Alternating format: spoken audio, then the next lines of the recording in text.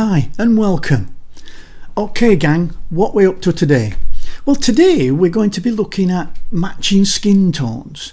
So we're going to get the skin tones of this girl and we're going to match them over to another girl's skin tones. Just like that. Okay, let's dig in. My name's Ken Fisher and this is LiveLink Training.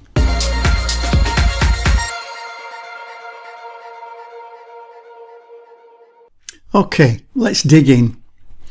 Now I've got here an image of a young woman, and I think it's a little bit warm on the skin tones. There's some quite cool, it looks like it's raining, so there's some quite cool tones around the outside, but she looks quite warm in the skin tones area. So I'd like to match them to the skin tones of another girl. And here we've got the other girl, which is much cooler. So I'm going to try and match this girl's skin tones in to this girl's skin tones. Okay, well, let's make a start. Well, the first thing we need to do is to make a selection, but just so we can compare side by side. So what I'm going to do first is get my marquee tool and just drag round her face. That's all we need. And then I'm going to use Control and J or Command and J if you're on a Mac to jump that onto another layer. And then I'm going to make sure I get my move tool, and I'm going to drag that little bit of a head and I'm going to drop it into this other one here. Now it's a bit big, so it doesn't really matter, but I'll just transform it down with Control and T just to make it about the same size. So what we're going to try and do is basically match these skin tones with her skin tones. Now firstly, I need to make a little selection of a good area of skin.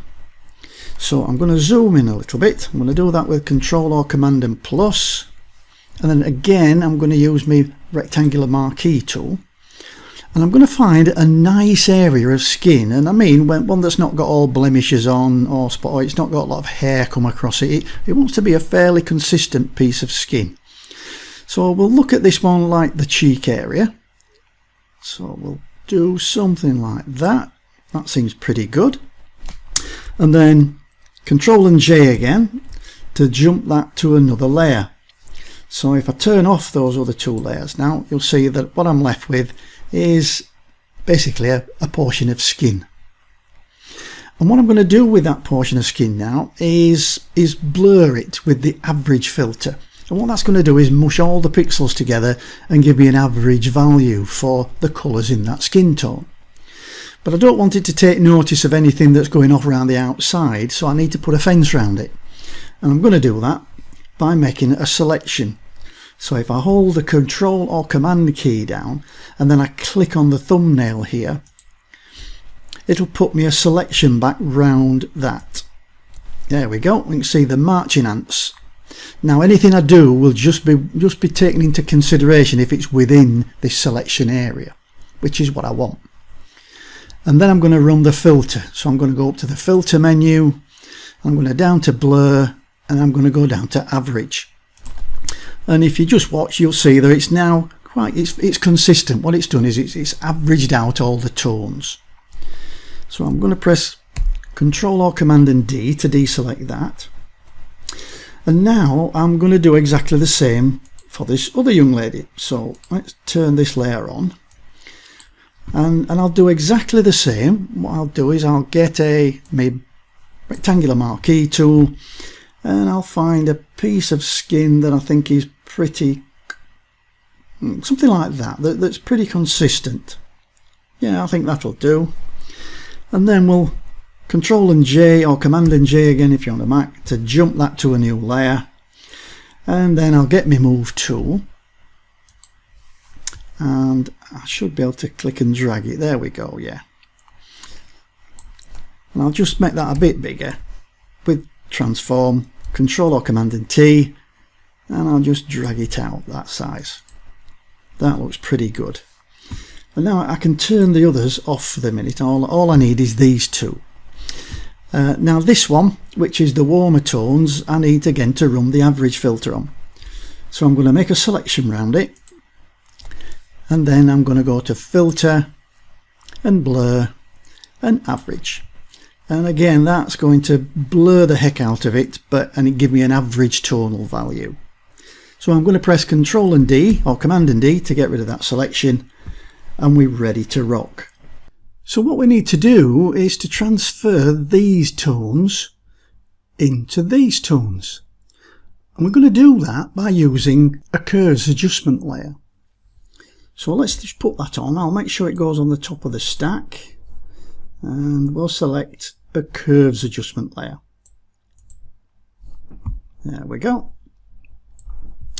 And what we're going to do first, we need now to sample these two colours. So what we're going to use for that, I'll just go and get my info panel out, because this is really useful. And you can go for the window menu and down to info. And here it is. And in curves, we're going to use this tool here, the target adjustment tool. And if I click on that, I've now got the ability to click and drag in the image. But I'm not necessarily going to be using it for that. What I need to do is to find out what the values of the colours are in here. And I can do that with the info panel. And if I hold the shift key down, I get this little eyedropper that's got a little target on it. And what this is going to do is set down a colour point, which won't move. So if I click on that now, you'll see that that says this is colour point 1.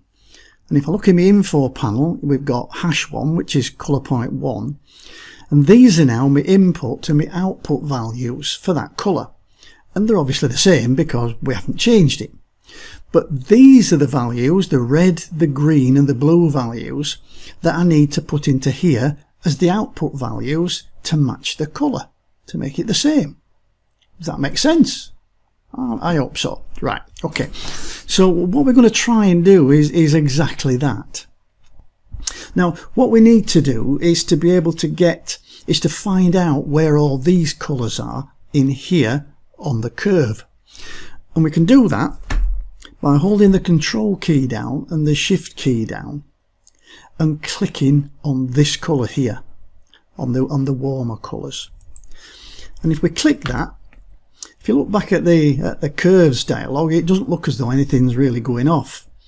But now if we look at the red channel, we'll see that there is a filled in point, an active point of where the red is in this, and the green one where the green is. So here we are at an output value of 141, and the blue value, here we are, as an output value of 117. So now we need to put these values here, this 243, 196 and 191, into here. Okay, well, let's see how that works. So we'll go for the red channel first. You can see we've got an output value of 201. Doesn't matter what the input value is. It's the output value that we're going to change to match the colours. And we want to put in there for red 243. So let's click and drag in there, and I'll type in 243. That's looking cool. And then we'll go for the green channel. Now the green over here, I want to be 196. So instead of 141, I'm going to put 196 in there. And then finally, we'll do the blue channel. Now in the blue channel, we want 191. Okay, let's go for 191 in there, 191. And there we are. We've got our finished colours. And this now has got the output values that this one did, that the lighter one had. But they're not the same. And this is because, if we look in the layers panel, they're both under the influence of the curves adjustment. So if you like, one's been adjusted twice. So what I'm going to do is get this layer 2, which is that one, the lighter one, and I'm going to take it up and outside the influence of the curves adjustment. And if we do that, ga-ding. Now if I just get my move tool and try and move them closer together, you'll see if I zoom in, and then I'll spacebar drag, look at that, a perfect match, eh? How cool is that? Right, now we've got our match colour. All we've got to do is turn back on the layer that we want to colour match. And here it is. It's a bit big now because we've been working on little ones, so let's make that smaller. We don't need the colour swatches now, so I can turn that one off and turn that one off, and I'll just bring her back. Now again, you look at this and go, well, there's a lot of difference, and there is, because again, this number 1 girl here, she's been affected by the curves adjustment. So we're going to take her and drag her outside the influence of that curves adjustment. And now you should be able to start to see that we've got something, we've got similar skin tones. So I'll just turn that curves adjustment layer off. So we've got, that's the original, and that's what it is now. So we've now matched the colours. I think that's pretty cool. But you'll also notice that it's affecting everywhere.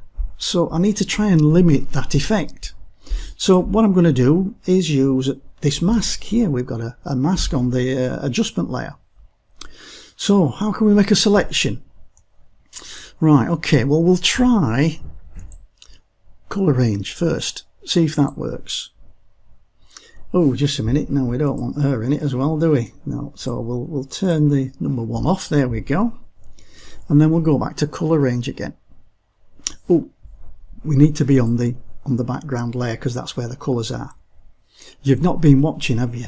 These were my deliberate mistakes. I expected somebody shouting out. Right, okay. Right, let's go. So we're going to go to select and colour range. And this is going to, from the get-go, this is going to give us a pretty good selection of those skin tones. Okay, now we've got some little eyedroppers here, and I can click the plus one to add to the skin tones. And I can click and drag across things as well. That's okay.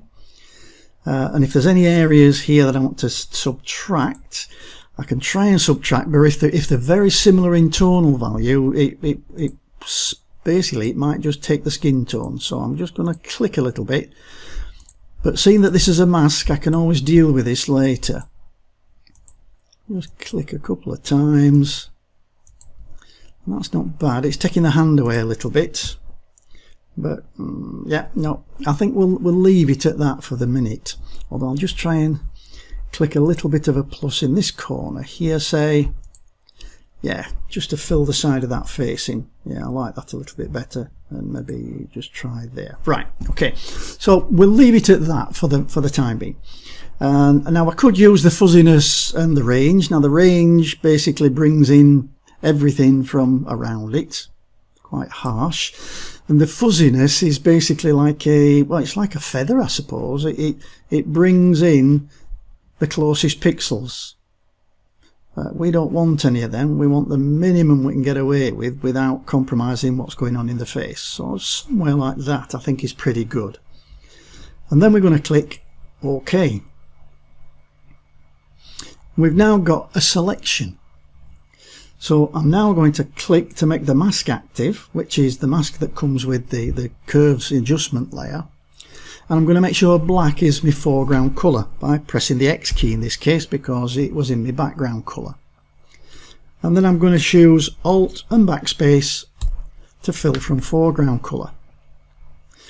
Now I'm going to get rid of that selection now with Control or Command and D. And we can see that it's actually the wrong way around. So what I need to do is invert that mask.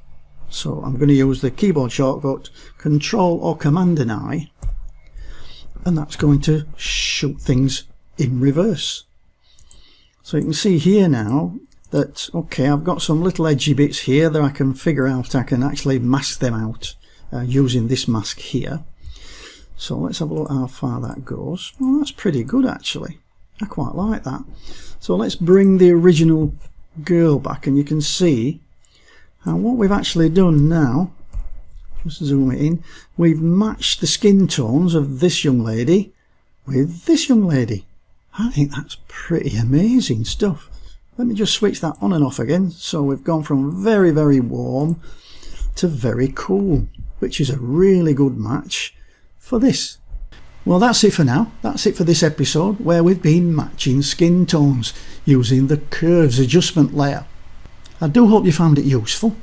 If you did, please give me a thumbs up or leave me a comment under the video. And if you get a minute, please click that subscribe button and help me grow my Photoshop learning community. And it keeps you in touch, because every time I upload a new video, you're the first to know. Okie dokie, I'll see you in the very next video. Bye for now.